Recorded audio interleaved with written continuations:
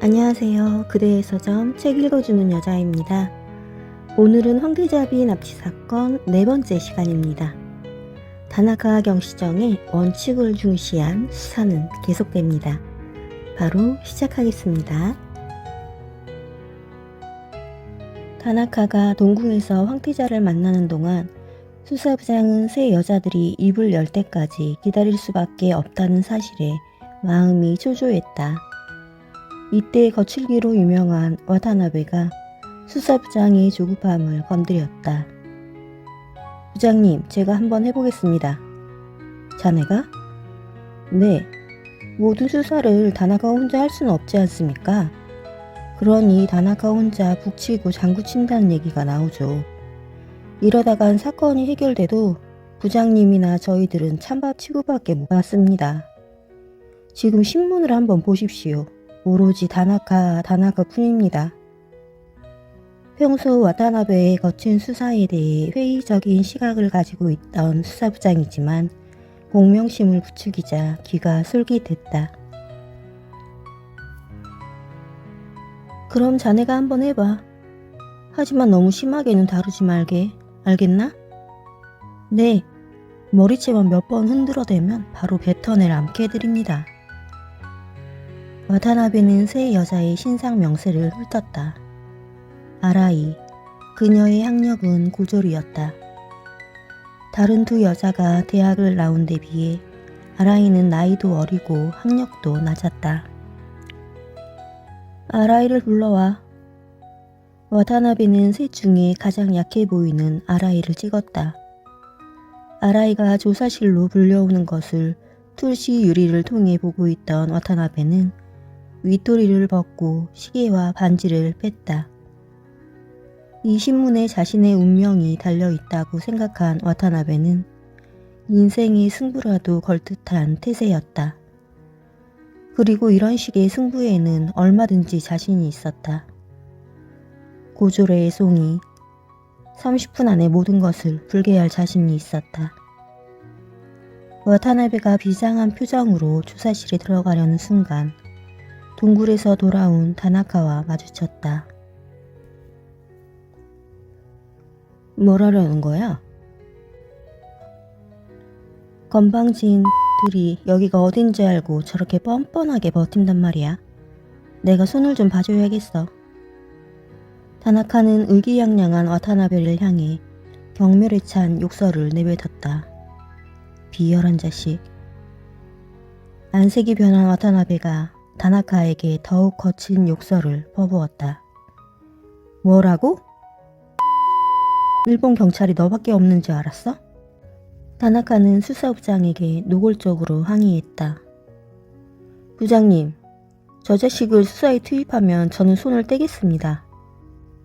그래, 네 놈 말 잘했어. 네 놈이야말로 이 사건에서 손 떼. 이제 저들만 속지면 범인은 밝혀져. 알았어? 와타나베가 달려들었다. 바보 같은 놈.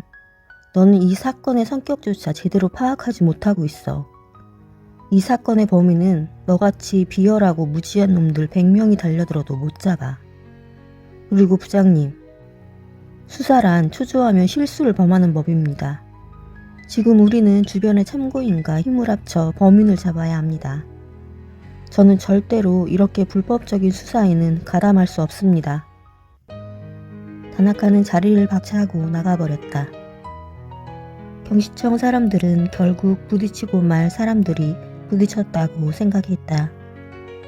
전 세계가 주목하는 사건이다 보니 다나카의 결백하리만큼 원칙적인 수사와 와타나베의 터프한 수사가 부딪히지 않을 도리가 없었다. 부장님, 우린 지금 시간을 다투는 수사를 하고 있습니다. 다나카식으로 기다리다간 황태자비가 시체가 되어 돌아올지도 모릅니다. 그땐 누가 책임을 질 겁니까? 납치 사건에 있어서 제일 중요한 건 바로 시간 아닙니까? 그래, 자네 소신껏 한번 해보게. 수사부장 역시 엄청난 긴장과 공명심에 사로잡혀 있었기 때문에 당장 결과를 가져올 와타나베에게 기대를 걸었다. 와타나베는 조사실에 들어가기가 무섭게 고함을 지르며 아라이가 앉아있는 의자를 걷어찼다. 일어나! 몇 마디 비명과 함께 아라이는 바닥으로 떨어져 뒹굴었다. 여기가 어딘 줄 알고 죽치고 앉아있어? 차렷! 얼굴을 마주치기도 전에 와타나베는 아라이의 홈부터 빼놓았다. 이것이 온갖 강력범들을 다루어온 와타나베의 수법이었다. 아라이는 순간적으로 차렷 자세를 취했다. 지금부터 내 아는 대로 말한다. 만약 조금이라도 망설이는 눈치가 보이거나 했던 말이 거짓말로 판명되면 너는 살아남지 못해. 와타나베는 손바닥으로 아라이의 가슴을 확 덮쳤다. 아라이는 비명과 함께 바닥에 쓰러졌다. 일어나! 차렷! 아라이는 고통스러워하면서도 겁에 질린 얼굴로 바닥에서 일어나 다시 차렷 자세를 취했다. 아라이의 온몸이 가늘게 떨렸다. 따라해. 아는 것은 하나도 안 빼고 모두 얘기하겠습니다. 만약 거짓말을 하거나 알고도 말하지 않는 것이 있다면 죽어도 좋습니다. 아라이는 기어들어가는 목소리로 와타나베를 따라 말했다. 앉아. 와타나베는 틀림없이 기선을 제압했다고 생각했다. 수사에서 기선을 잡았다는 것은 모든 것이 끝났다는 얘기와 다름없었다. 말해. 처음 그놈을 어떻게 알게 됐어? 물 좀 주세요. 뭐라고? 목이 너무 말라요. 물? 그래. 물을 주면 말할 거야? 아라이는 고개를 끄덕였다. 와타나베는 슬며시 미소를 지었다. 그는 투시유리 저편에서 이쪽을 보고 있을 수사부장에게 눈짓을 보냈다. 아마 부장도 회심의 미소를 짓고 있으리라. 그러나 와타나베는 노예한 수사부장이 불법 수사의 현장을 피하고 있으리란 생각은 전혀 하지 못했다. 와타나베는 인터폰을 눌렀다. 어이, 여기 물 좀 가져와. 와타나베가 이미 그 자리를 떠난 부장에게 눈짓을 보내는 동안 아라이는 살그머니 재킷의 주머니에 손을 넣었다가 뺐다. 투시유리 건너편에 있던 수사관들도 와타나베의 몸에 가려 아라이의 은밀한 동작을 보지 못했다. 그리고 물을 따르는 아라이의 손에 숨겨져 있던 몇 개의 알약이 물과 함께 그녀의 목구멍으로 흘러들어가는 것도 보지 못했다. 어때? 물 마시니 정신이 나? 아라이는 대답이 없었다. 두어 번 더 호통을 치던 와타나베가 말이 없는 아라이의 얼굴에 3번쯤 타기를 날렸을 무렵 갑자기 아라이가 축 늘어지며 바닥으로 미끄러졌다. 투시 유리를 통해 지켜보던 수사관들은 아라이의 미끄러지는 모습이 이상하다는 생각과 함께 불안한 느낌에 휩싸였다. 경시장님, 멈춰요! 와타나베는 쓰러진 아라이를 보고도 고함을 질렀다. 일어나란 말이야! 차렷! 그러나 조사실로 뛰어든 수사관들은 와타나베를 거칠게 밀어내고 바로 아라이의 코에 손을 대보았다. 다행히 숨도 붙어있고 의식도 있었다. 곧이어 들이닥친 수사부장의 분노에 찬 목소리와 함께 와타나베의 얼굴에 따기가 날아갔다. 이 멍청한 놈 같으니. 다행히 아라이의 자살 기도를 일찍 발견하고 위세척을 한 결과 생명에는 지장이 없었다. 마음이 여린 아라이는 가네이로가 아무 말도 없이 연락을 끊어버리자 시련에 괴로워하며 약을 가지고 다니던 참이었다. 수사부장은 즉각 와타나베를 대기발령 내고 아라이를 찾아가 사과를 했다. 아라이는 노예한 수사부장의 눈물 섞인 설득에도 아무런 말이 없었다. 모든 게 끝났어. 이제 모든 게 끝이야. 다음 날 아침 다나카 앞에서 수사부장은 두 손으로 머리를 감싸고 절망적인 목소리로 말했다. 제가 해보겠습니다. 뭐라고? 지금 또 아라이를 신문한다고? 안 돼. 아라이가 입만 벌리면 나는 끝이야. 파면이라고. 부장님, 파면은 다음 문제고 저는 우선 수사를 해야 합니다. 다나카는 아랑곳 없었다. 다나카, 무슨 방법이 없겠나? 내가 살아갈 길 말이야. 지금 수사를 하면 별 문제가 없을 겁니다. 뭐라고? 그게 무슨 말이야? 아라이는 지금 감정이 극도로 북받쳐 있는데 그러니까 더더욱 지금 수사를 해야 한다는 겁니다. 아라이는 자살을 하려고 했어. 다나카, 자네 지금 나를 끝장낼 셈인가? 다나카는 고개를 저었다. 아라이는 와타나베의 신문 때문에 자살하려던 게 아니었습니다. 세상에 신문당하는 것이 두려워 약을 숨기고 다니는 사람이 어디 있겠습니까? 수사부장은 뭔가 퍼뜩 떠오른 게 있는지 다나카의 두 눈을 정면으로 응시했다. 가만, 그러면 아라이가 혹시 공범이 아닐까? 그래서 자살하려고? 아닙니다. 범인은 세 여자로부터 조금씩 정보를 빼냈습니다. 한 가지 이유는 의심을 받지 않기 위해서고 또 한 가지 이유는 여자들을 보호하기 위해서였습니다.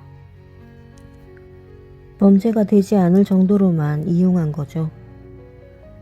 납치범은 교활하면서도 세 여자를 배려한 인정미 넘치는 작자인 겁니다. 부장은 실망한 듯한 기가 빠진 목소리로 물었다. 그런데 왜 아라이는 약을 가지고 다녔던 거지? 범인을 사랑했으니까요. 아마 세 여자 모두 그랬을 겁니다. 저 여자들은 지금 환상에 의해 지배당하고 있습니다. 그 환상을 깨주기만 하면 아는 대로 다 얘기할 겁니다. 그래? 부장은 다나카의 말에 일리가 있다고 생각했다. 그러니 지금 신문해야 합니다. 괴로울 때이기 때문에 조금만 흔들어도 무너질 겁니다. 다나카, 역시 자네는 달라. 부디 잘 좀 해보게. 날 살려주게. 다나카는 여자들을 모두 같은 방에 모이도록 지시했다. 비록 피해자의 신분으로 연행돼 오긴 했지만 빼어난 미모의 세 여자가 모이자 조사실은 눈이 부실 정도였다. 하얀 원피스 차림에 오뚝선 콧날이 보기 좋은 요시코, 순백색의 치아에 덧니가 매력적인 미치코, 금방이라도 울음을 터뜨릴 것 같은 순진한 얼굴의 아라이. 모두가 한 번 보면 쉽게 눈길을 떼지 못할 정도로 매력적이었다. 다나카는 깔끔한 정장 차림으로 조사실로 들어갔다. 그는 아라이에 대해 전혀 내색하지 않고 다른 두 여자와 똑같이 대했다. 여러분, 먼저 한 가지 생각해 볼 일이 있습니다. 아라이는 차가운 얼굴로 눈길조차 돌리지 않았다. 그러나 요시코와 미치코는 갑자기 달라진 분위기를 느끼며 이번엔 또 어떤 사람인가 하고 눈길로 다나카를 주시했다. 다나카는 먼저 아라이에게 물었다. 아라이 씨, 범인이 왜 황태자비를 납치했다고 생각합니까? 몰라요. 그걸 제가 어떻게 할 수 있겠어요? 역시 얼음장 같은 목소리였다. 그러나 다나카는 개의치 않고 침착하게 말했다. 거두절미하고 결론부터 얘기하면 그는 아라이 씨를 도구로 이용했다는 겁니다. 그의 진짜 마음은 황태자비께 가 있습니다. 생각해보세요. 마사코 황태자비. 그분은 황태자비이기 이전에 매력적인 여자입니다. 모든 일본 남자들이 연모하는 이상형이죠. 좋은 집안의 도쿄 대학과 미국의 하버드 대학을 졸업한 재원입니다. 그 어려운 외교관 시험도 우수한 성적으로 통과했고 결혼하기 전에는 외교관으로 두각을 나타냈던 여자입니다. 모든 남자들이 바라는 현명한 여성이죠. 납치범은 세 분을 이용해서 자신의 이상형인 황태자비를 납치한 겁니다. 나는 이런 종류의 인간을 잘 알고 있습니다. 범인은 황태자비로서의 마사코를 납치한 것이 아니라 엘리트 여성으로서의 마사코를 납치한 겁니다. 범인은 황태자비의 우아함이 그 학력과 지식에서 나왔다고 생각하는 것이죠. 범인은 일종의 지적 차별주의자입니다.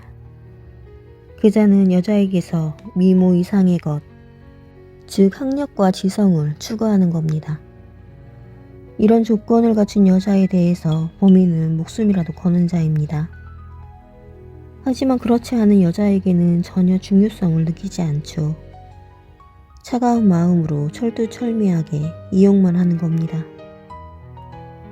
잘 생각해 보세요. 범인이 왜 그렇게 황태자비에게 집착했는지. 만날 때마다 범인은 여러분에게 황태자비에 대한 정보를 집요하게 요구했을 겁니다. 좋은 정보를 가지고 온 날은 잘해주고, 그렇지 않은 날은 어딘지 모르게 마음을 불편하게 하지 않던가요? 두 여자는 그다지 동요하지 않는 듯 했지만 아라이의 옷깃은 가늘게 떨렸다. 범인은 황태자비를 사랑했고 그 사랑을 위해 여러분을 이용한 겁니다. 다나카의 차분한 말에 아라이는 조금씩 흔들렸다. 이제껏 자신은 황태자비를 일본이라는 나라의 상징으로만 받아들였고 애국이라든지 하는 단어는 자신과 무관하다고 생각했다. 그러나 지금 다나카의 말을 듣자 황태자비가 한 사람의 여성으로 다가오기 시작했다. 같은 직장의 미치코나 요시코에게 느꼈던 경쟁심 같은 것은 문제가 아니었다. 아라이는 자신의 경쟁 상대가 외국 명문 대학에 유학한 재원이라고 생각하자 겨우 고졸 학력에 자신이 너무 초라하게 생각됐다. 어떤 남자라도 자신보다는 황태자비를 택할 것이었다. 지금 아라이 씨는 자신도 모르는 새 범인의 납치 행각을 도운 공범이 되어 있습니다. 빨리 그 누명을 벗어야 합니다. 사실 그대로만 진술해준다면 우리는 아라이 씨가 이 사건과 직접적인 관련이 없는 것으로 생각할 겁니다. 그러나 그렇지 않을 경우 우리는 어쩔 수 없이 아라이 씨를 공범으로 구속할 수밖에 없습니다. 다나카는 최후의 통첩과도 같은 말을 마치고 자리에서 일어났다. 그리고 문을 열고 나가려고 하는 순간 아라이의 힘없는 목소리가 들렸다. 그의 요구사항이 뭐래요? 요구사항은 없습니다. 그게 무엇을 뜻하는지 아시겠죠? 그는 자신의 이상인 황태자비를 수중에 넣었습니다. 범인의 목적은 그것으로 이미 이루어진 것입니다. 아라이는 이제 완전히 무너졌다. 나머지 두 여자도 마찬가지였다. 황태자비를 자신들의 남자에 대한 경쟁 상대로 이끌어내자 세 여자는 모두 가네이로에 대한 배신감과 황태자비에 대한 열등감에 사로잡혔다. 납치범에 대한 여자들의 인상은 일치했다. 가네이로 요시아키라는 그 남자는 신사적이었고 다정다감했으며 그 무엇보다도 대단한 미남이었다. 나이는 27, 작가 지망생이었다. 세 여자 모두 비슷한 시기에 그를 사귀기 시작했고 일주일에 한두 번 정도 만나서 데이트를 했으며 범인이 요구하는 대로 황태자비에 대한 정보를 전해주었다. 범인은 자신이 소설을 쓰기 위해 황태자비에 대한 정보가 필요하다고 얘기했으며 누구도 그 사실에 대해 의심하지 않았다고 했다. 여자들이 가네이로에 대해 이성적으로 사고하고 냉철하게 관찰하기에는 그의 외모가 너무 준수했고 또 그녀들을 위해서 온 정성을 다했기 때문에 먼 미래까지 기대하고 있었다. 그러니 여자들은 그가 황태자비를 납치하기 위해 자신들을 이용한다고는 꿈에도 생각하지 못했던 것이다. 그는 어디에 사는지 알고 있습니까? 우에노의 오피스텔에 산다고 했지만 오피스텔이 어디냐고 물으면 정확하게 대답하지 않았어요. 한 번도 그의 집에 가본 적은 없었어요. 이제 세 여자는 수사관의 질문에 아는 대로 순순히 대답했다. 그의 전화번호는요? 핸드폰으로만 연락했어요. 핸드폰 번호는요? 세 여자들이 일러준 핸드폰 번호는 물론 일치했다. 좋습니다. 모두 피곤할 텐데 휴식을 좀 취합시다. 수사관들은 이제야 사건이 풀려간다고 쾌재를 불렀다. 그리고 범인의 핸드폰 번호를 확인하자마자 급히 전화국으로 다시 출동했다. 이제야 단서를 잡을 수 있겠군. 모리는 주먹을 불끈 쥐었다. 그래, 그 핸드폰 번호 하나로 범인이 잡힐 것으로 보이나? 다나카의 목소리를 듣는 순간 모리는 기대했던 결과에 대해 불안함을 느꼈다. 아니나 다를까 출동했던 형사들은 힘없는 걸음으로 돌아왔다. 이 번호로 등록된 가네이로 요시아키라는 자는 없었습니다. 범인의 인적 사항은 허위로 기재되어 있었던 것이다. 전화요금이 자동이체되는 은행 계좌도 확인해봤나? 무리는 마지막 한 가닥의 기대로 물었다. 네, 그런 이름은 어디에도 없었습니다. 그렇다면 그자는 어떻게 핸드폰을 신청하고 요금을 결제했단 말이지? 그 핸드폰의 주인이 누구로 되어 있는지 아세요? 무리는 무슨 소린가 싶어 또 다른 부하의 얼굴을 멍하니 바라보았다. 아라이, 바로 그 여자예요. 아라이? 네, 범인의 애인으로 연행되어 온 그 여자 말이에요. 그럼 요금 결제는? 그것도요. 그렇다면 아라이가 핸드폰도 신청해주고 요금도 내고 있었단 말인가? 바로 그렇습니다. 세상에.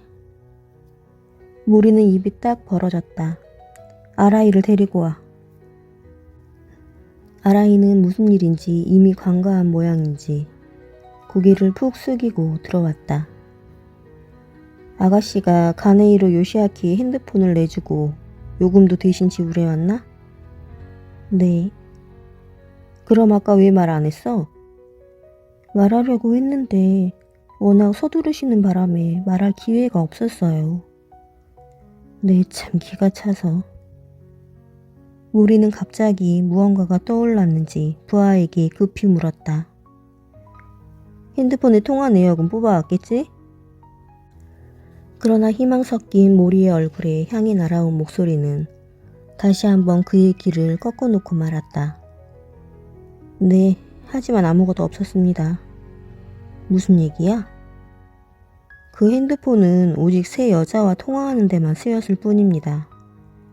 다른 사람과 통화한 적은 한 번도 없습니다. 심지어는 안내 전화 한 번 안 걸었을 정도입니다. 그제야 모리는 물론 곁에서 듣고 있던 수사부장까지도 범인의 친밀함에 당황스러웠다. 수사부장은 결국 다나카가 추리한 범인의 계획한 범인의 실체를 깨닫고 이 사건에 다나카가 없었다면 단 한 조각의 단서 부스러기도 잡을 수 없다는 사실을 통감했다. 앞으로는 자네의 뜻을 따르겠네. 그렇다면 이제 불법 수사는 절대 없어야 합니다. 맹세하시겠습니까? 물론이야. 이 사건 끝날 때까지 불법 수사란 죽어도 없네. 부장님, 그래야만 범인을 잡을 수 있습니다. 이것은 우리 생각보다 훨씬 복잡한 사건입니다. 가네이로는 세 여자를 동시에 속였습니다. 소설을 쓰기 위해 황태자비에 대해 알아야 한다는 논리. 간단하지만 얼마나 자연스럽고 완벽합니까? 지금까지 납치범이 보여온 수법은 하나하나가 너무도 자연스럽고 치밀하게 계획된 것입니다. 수많은 시간에 걸쳐 공을 들이고 도상 연습을 거쳐 자행된 범죄입니다. 솔직히 저는 범죄 현장을 봤을 때 그런 곳에서 황태자비를 납치했다는 사실이 도무지 믿기지 않았습니다. 그러나 그는 납치했습니다. 범인 건거는 생각보다 시간이 오래 걸릴지도 모릅니다. 그러면 그간 황태자비가 위험에 빠지지 않을까? 그렇지는 않을 겁니다. 다나카 경시정, 범인은 새 여자를 번갈아 보며 만났어. 그걸로 본다면 그자가 황태자비를 납치한 것은 여성 편력 때문일 수도 있지 않을까? 다나카는 말없이 고개만 가로저었다. 그러나 수사부장은 미련이 남는지 그냥 물러서려 하지 않았다. 범인은 27살의 미남자라고 하지 않았나? 거기에서 그자의 주된 관심사가 무엇인지 짐작할 수 있지 않을까? 그것은 좀 더 조사해 본 다음에 판단하시죠. 다나카는 부장의 문제 제기에 간단하게 대답하고 끝냈다. 지금 부장의 심정은 어떤 논리로도 안정시킬 수 없다는 것을 다나카는 너무도 잘 알고 있었다. 다나카는 새 여자를 다시 한자리에 모았다. 모리는 그 점이 납득하기 어려웠다. 수사란 것은 한 사람 한 사람씩 해야 피해자든 증인이든 남의 눈치 안 보고 사실대로 말하는 법인데 다나카는 기본적인 수사의 원칙조차 무시하고 있었던 것이다. 모리는 여느 수사관과는 다른 다나카의 일거수일투족에 주의를 집중했다. 새 여자는 다나카의 설명을 듣고 놀라지 않을 수 없었다. 설마 그가 그렇게까지... 그래요. 애초부터 가네이로에게는 사랑 같은 것은 없었습니다. 다나카의 설명에 여자들은 분노를 사귀는 모습이었다. 여자들은 자신들이 가네이로에 대해 모든 것을 알고 있다고 생각해왔지만 사실은 아는 게 아무것도 없었던 것이다. 경시청 안가에 와서야 자신들이 범인에 대해 너무도 무지했다는 것을 깨달았다. 여러분들에게 일러준 이름조차 가짜입니다. 다시 신문이 시작되었을 때 여자들은 이제까지와는 달리 수사에 적극적으로 협조했다. 그가 자신을 작가 지망생이라고 말했다고 했죠? 네. 아라이가 분노와 자포자기가 겹친 힘없는 목소리로 대답했다. 미치고 씨에게는 뭐라고 말했나요? 자신의 직업을. 소설가라고 했습니다. 요시코 씨에게는요? 네, 비슷해요. 저에게도 소설을 쓰려 한다고 말했어요.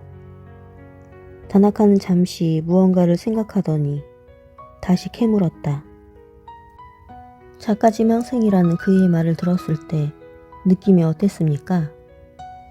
뭔가 이상하지 않던가요? 아니면 아주 자연스럽던가요? 세 여자는 서로의 얼굴을 쳐다봤다. 이상하네요. 지금 생각하니 두 가지 느낌이 다 들었던 것 같아요. 자연스럽기도 하고 이상하기도 하고. 미치코의 대답에 두 여자도 같이 고개를 끄덕였다. 먼저 어떤 점이 자연스러웠죠? 그는 정말 작가 같았어요. 그가 작가라고 말했을 때 저는 내가 짐작했던 것이 맞았구나 하고 생각했으니까요. 저는 그의 직업이 작가거나 아니면 그쪽 분야의 문화 활동에 종사하는 사람일 거라고 생각했거든요. 그에게서 그런 느낌을 받았어요. 나머지 두 분도 같은 생각이었나요? 두 여자 역시 고개를 끄덕였다. 이상하군요. 그가 그토록 잘생긴 남자라면 작가보다는 배우나 모델 같은 직업이 더 어울릴 거라고 생각했을 것 같은데? 배우같이 가벼운 느낌이 드는 사람은 분명 아니었어요. 다나카는 고개를 끄덕였다. 세 사람 모두 작가라는 그의 직업이 자연스러웠다면 그가 자신을 작가라고 마음 놓고 얘기했다는 것엔 간단치 않은 이유가 있을 것 같군요. 단순히 여러분들에게 황태자비에 대한 정보를 의심받지 않고 빼내려는 그 이상의 무언가가 말입니다. 세 여자는 다나카의 말이 이해되지 않아 서로의 얼굴만 쳐다보았다. 이번에는 요시코 씨가 대답해 보시죠. 범인이 자신을 작가라고 했을 때 어떤 점이 이상하게 느껴졌죠? 저는 그가 글을 쓸 정도로 어휘력이 풍부하다는 생각은 들지 않았어요. 어떤 때는 보통 사람이 잘 쓰지 않는 어려운 말도 하지만 간혹 너무도 쉬운 단어조차 잘 몰랐거든요. 그래서 종종 이상하다. 작가가 어떻게 어린애도 아는 그런 말조차 모를까 하고 생각했죠. 언젠가 한 번은 제가 그에게 물어봤어요. 어째서 그렇게 쉬운 말도 모르느냐고. 혹시 유치원도 안 나온 게 아니냐고요. 그때 저는 웃자고 한 말이었는데 의외로 그는 무척 당황스러워했어요. 그래서 얼른 화제를 딴 데로 돌렸는데 지금 생각하니 좀 이상하네요. 그런 질문을 받기 전에는 대수롭지 않게 생각했는데 막상 질문을 받고 보니 이상한데요? 요시코의 말이 끝나기가 무섭게 다나카는 급히 물었다. 가네이로는 사귀는 내내 그렇게 어휘가 부족하고 쉬운 말조차 잘 몰랐나요? 그런 건 아니에요. 처음 만났을 무렵에는 좀 어눌했는데 차츰 만날수록 어휘가 풍부해졌어요. 작가답게 말이에요. 다나카는 고개를 끄덕였다. 요시코 앞에 있던 모리가 비아냥거리는 투로 물었다. 작가가 되려는 이가 그렇게 어휘력이 부족했다면 이상했을 텐데 왜 의심 한 번 안 했죠? 그때는 꿈에도 그런 생각을 하지 못했어요.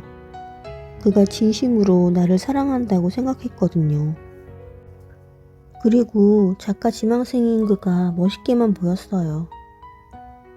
모리는 혀를 끌끌 찼다. 그러나 한편으로는 그녀의 말이 옳았다. 지금이야 황태자비 납치 사건이 발생하고 그자가 범인으로 지목되니 그렇지. 그 당시는 누구의 의심도 받을 이유가 없었을 것이다. 가네이로는 아주 매끄럽게 자신에 대한 각종 이미지를 조작해냈을 것이고 따라서 세 여자 모두 그에 대한 인상이 비슷했을 것이다. 단서가 될 만한 더 이상의 내용은 나오지 않았다. 다나카는 조사실을 나왔다.